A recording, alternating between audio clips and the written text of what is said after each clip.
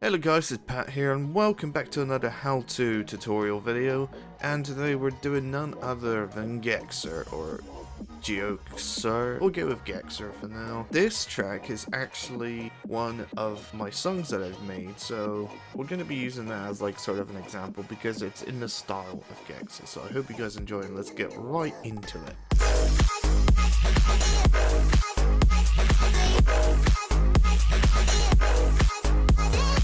Alright, so I suppose we go bit by bit, so we'll start off with like the introduction here. Find yourself some form of loop or like a melody. You can make your own one or you can try and find one to like introduce the song with. So I've got like this melody loop here.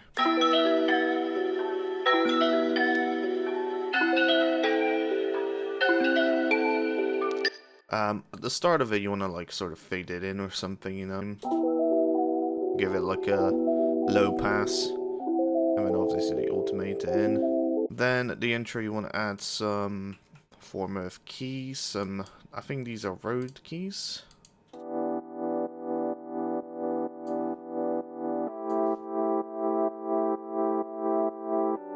I have a few effects here, just some OTT, some EQing here, and an LFO tool which is doing that bouncing effect for it. Then you want to, as things progress, you want to start adding in more things. So here we go, I believe, strings.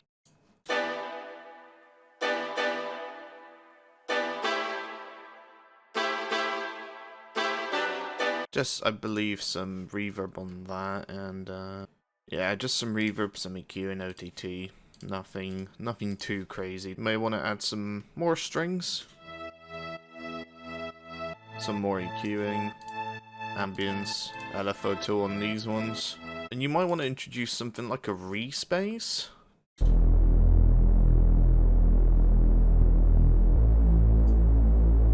Nothing too special, just some EQing to get rid of the messy high ends.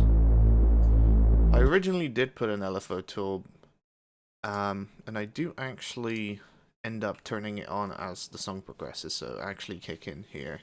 And then you want to start to introduce the actual vocal chops. Now for vocal chops, this is like sort of the important part of a Gexa track. What you can do is use something called SliceX in FL Studio. So find yourself a nice sample. For this one I'm actually using Billie Eilish Ocean Eyes Studio Acapella, which is really clean and, well, sounds good. And then obviously you want to throw it into this, then you click on, I believe, this button here, and it'll auto chop a bunch of things. Then you'll be able to go into the piano roll, and it'll most likely have like just a whole row of all of these markers selected. You'll want to delete it, and then you essentially want to make up your own melody. So here's the melody.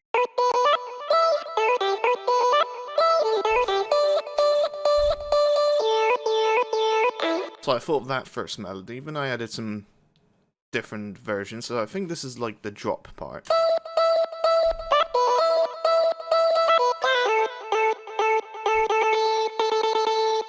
Obviously some slight variations, you know, give it even more variation. Now the way I processed this was, so first of all I've actually pitched it up by a whole octave. Yeah, so using the root note pitching. So I changed it from C5, which is what usually it's on, to C4. Now on C5 you just right click on that and then you can hear the original version.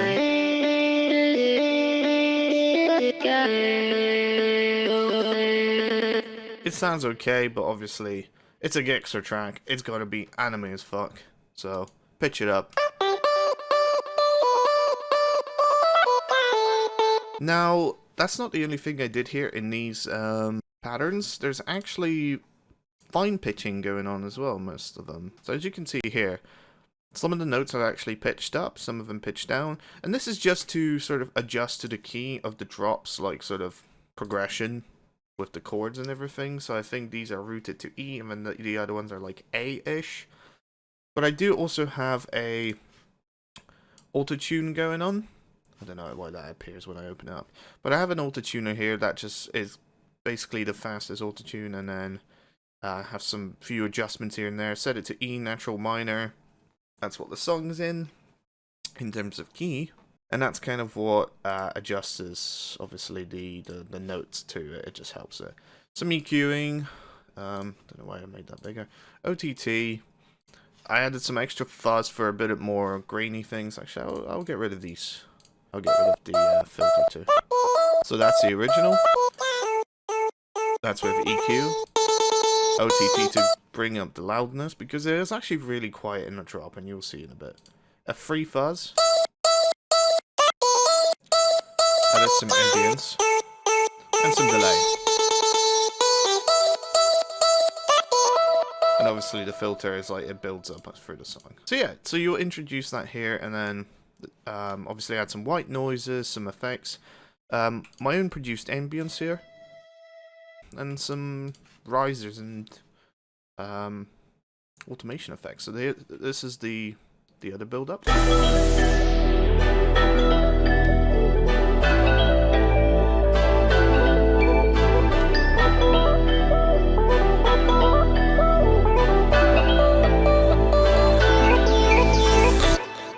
And then here you want to just sort of get rid of maybe one or two things. And then I introduced the bass, that's essentially at the drop, and we'll sort of talk about it as we create the drop section. But yeah, essentially you want to sort of start building it up, and the bass section is going to have another low pass filter on that. Here's where the LFO tool sort of kicks in for the respace, and it has that pumpy effect. And then you want to add some kicks and snares for like the build up, and obviously your rises. And on the master there's like a high pass going on here, and you'll hear the effect in a minute.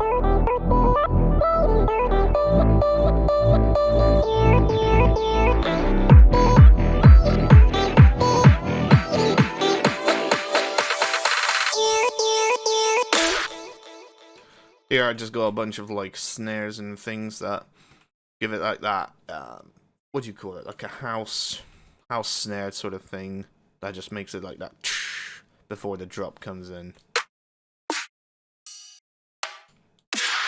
That's the sound that really carries the whole thing. And then we got the drop here. So for the drop, so you want to obviously have your main like melody from the previous one, obviously full scale and everything. You want to have like a 4-kick pattern here going on, with some form of clap. You want to try and make it like quite clicky, but this works for me, to be honest. You want to add some like cymbals to it as well. Some hi-hats. Add some rides and snares.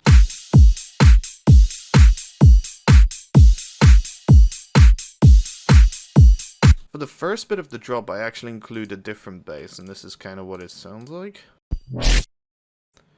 So it's just a bass I've made myself.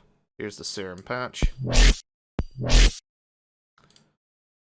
Nothing too crazy, I suppose. I got some distortion coming from the Linfold options here. Some hyper dimension, some phaser, compression, some EQ going on, and some filters too. Got some noise filters here, and just some automations that I'm doing myself here to give it that sort of slowly coming in effect. And then you want to introduce some, obviously some main basses here. So this is what we got going on here.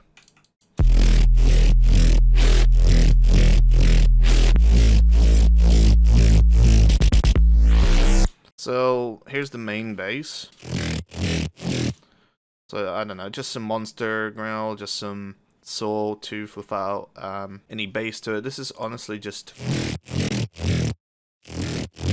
a bass. Then the one to swap it out, it's kind of like I just cloned the first one and then sort of changed it up a bit as much as possible. So it sounds like this. And then you got that little stubby one. And then the one that builds up at the end here as well. It's just some custom basses I've made here. And obviously you want to include your sub bass. Have your thick boy.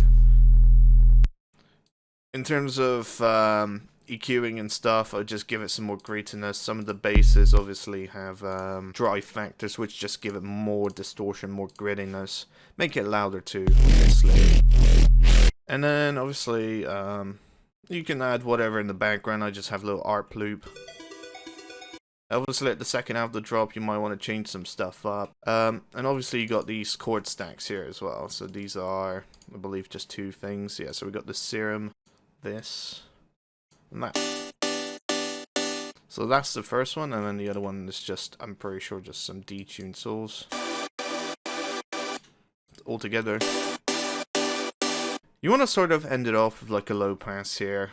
You know, get rid of some cymbals and stuff and just sort of calm it down. It's like a climax section. And that's basically how you make it. So here's the final results of my track. So I hope you guys enjoy this, and this will be out relatively soon.